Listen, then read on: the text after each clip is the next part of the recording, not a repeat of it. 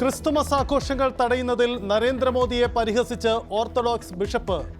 അവിടെ മെത്രാന്മാരെ ആദരിക്കുന്നു, ഇവിടെ പുൽക്കൂട് നശിപ്പിക്കുന്നുവെന്ന് തൃശൂർ ഭദ്രാസനാധിപൻ യുഹാനോൻ മാർ മിലിത്തിയോസ്.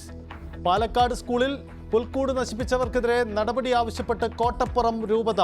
ക്രിസ്തുമസ് ആഘോഷങ്ങൾക്ക് നേരെയുള്ള ആക്രമണങ്ങളെ അപലപിച്ച മുഖ്യമന്ത്രി പിണറായി വിജയൻ.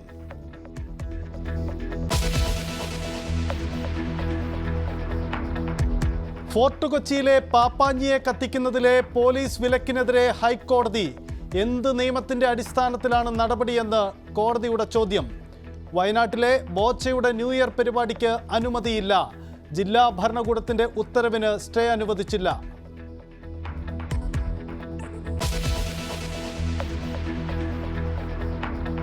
കട്ടപ്പനയിലെ നിക്ഷേപകൻ സാബുവിന്റെ ആത്മഹത്യയിൽ നടപടി. 3 ബാങ്ക് ജീവനക്കാരെ സസ്പെൻഡ് ചെയ്തു. സൊസൈറ്റി ഡയറക്ട് ബോർഡ് യോഗത്തിൻ്റെതാണ് തീരുമാനം.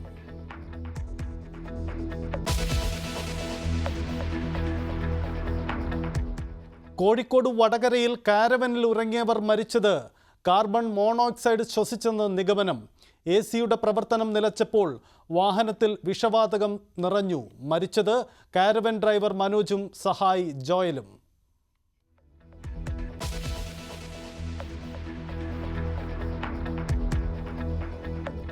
ക്ഷേമ പെൻഷൻ വാങ്ങിയ കൂടുതൽ സർക്കാർ ജീവനക്കാർക്കെതിരെ നടപടി. ആരോഗ്യവകുപ്പിലെ 373 ജീവനക്കാരിൽ നിന്ന് 18% പലിശയോടെ പണം തിരിച്ചുപിടിക്കും.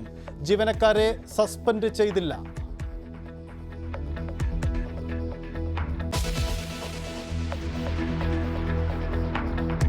ചോദ്യം ചെയ്യലിനായി അല്ലു അർജുൻ പോലീസ് സ്റ്റേഷനിൽ. പുറത്ത് തമ്പടിച്ച ആരാധകർ.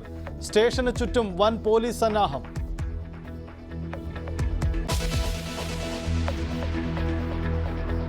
ഹമാസിന്റെ മുൻ തലവൻ ഇസ്മായിൽ ഹനിയെ കൊന്നതിന്റെ ഉത്തരവാദിത്തം ഏറ്റെടുത്ത് ഇസ്രയേൽ.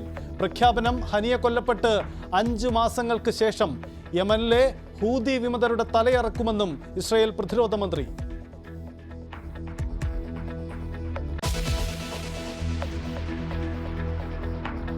ശബരിമലയിൽ കഴിഞ്ഞ വർഷത്തേക്കാൾ 4.5 ലക്ഷം അയ്യപ്പ ഭക്തന്മാരെത്തി.